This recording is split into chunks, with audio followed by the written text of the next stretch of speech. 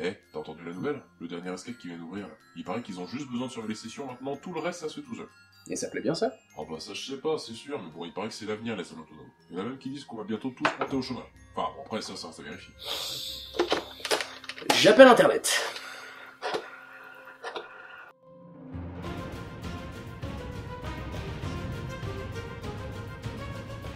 L'escape game en France, ça date de 2013.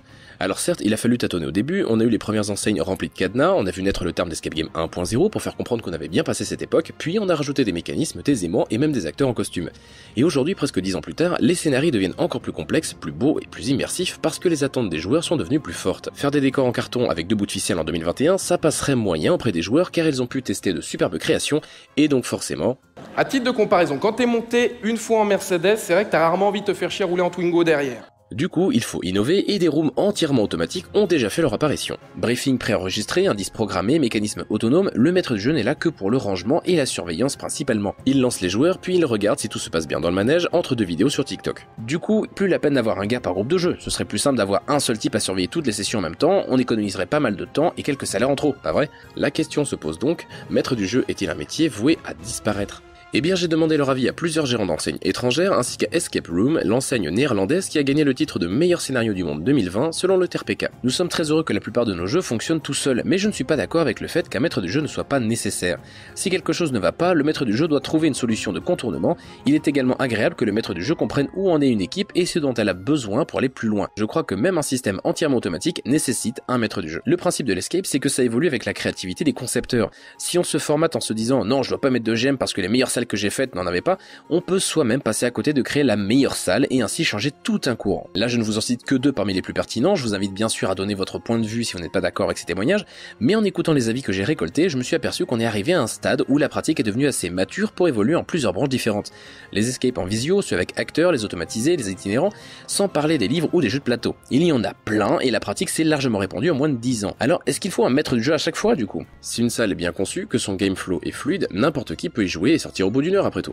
Ce qu'il faut, c'est juste un cadre, un but. Dans un jeu de rôle par exemple, le narrateur est le garant des règles, un pont entre le groupe et l'univers dans lequel ils vont se plonger. Pourtant, il existe aussi des univers sans meneur de jeu. La tendance semble donc se confirmer. On peut totalement se passer de ce qui n'est au final qu'un simple animateur, non ? Eh bien pas tant que ça en fait. Les jeux sans meneur ne rendent pas ces derniers inutiles ou obsolètes, c'est juste une expérience alternative, une autre façon de jouer. Il y a énormément de métiers aujourd'hui qui pourraient très bien être totalement remplacés par des machines, du caissier au barman, du commercial aux aides-soignantes, certains le sont même partiellement et pourtant il reste encore des salariés pour faire le boulot. Alors pourquoi n'ont-ils pas été remplacés eux aussi? Depuis que j'ai lu quelqu'un dire que ce métier va disparaître, j'y ai pas mal réfléchi et je vais vous donner mon avis sur la question. Ce qui fait qu'autant de métiers perdurent et perdureront sans doute encore longtemps, c'est le facteur humain. C'est ça qui fait qu'on a besoin de contact, d'échanger avec d'autres personnes et d'échapper à la solitude. C'est ça qui fait qu'on doit toujours s'adapter aux joueurs, adapter le décor, les indices, les énigmes, et c'est aussi ça qui fait qu'une bonne partie devient vraiment mémorable. Les maîtres du jeu ne sont pas indispensables pour une ancienne escape game. Un maton qui surveille les écrans fait aussi bien le travail pour une salle autonome. Mais ce qui change la donne, c'est que nous sommes une espèce incroyablement chaotique et sociale, avec sa complexité, son vécu, ses envies, d'où le fait que l'expérience ne sera jamais la même d'un groupe sur l'autre, les peurs et les attentes vont varier, l'expérience de jeu qu'ils ont va influencer la partie, et cette part importante d'imprévu, c'est ça que le maître du jeu doit gérer pour que l'histoire qui sera racontée au groupe soit la plus ajustée, la plus sur mesure possible et qu'il s'y amuse à fond. Bien sûr, selon les priorités de chaque enseigne d'escape, le curseur sera plus placé du côté des mécaniques de jeu, de l'automatisation à la chaîne, ou bien vers l'immersion à fond avec des acteurs qui vous accompagnent durant l'histoire, quitte à ce que le jeu ressemble plus à un film interactif. Et il n'y a pas de mal à tendre vers l'un ou vers l'autre, tout dépend de ce que vous cherchez comme expérience. Maître du jeu, c'est comme n'importe quel métier finalement. On utilise de nouveaux outils, de nouvelles façons de faire, mais il ne disparaît pas, il évolue avec son temps.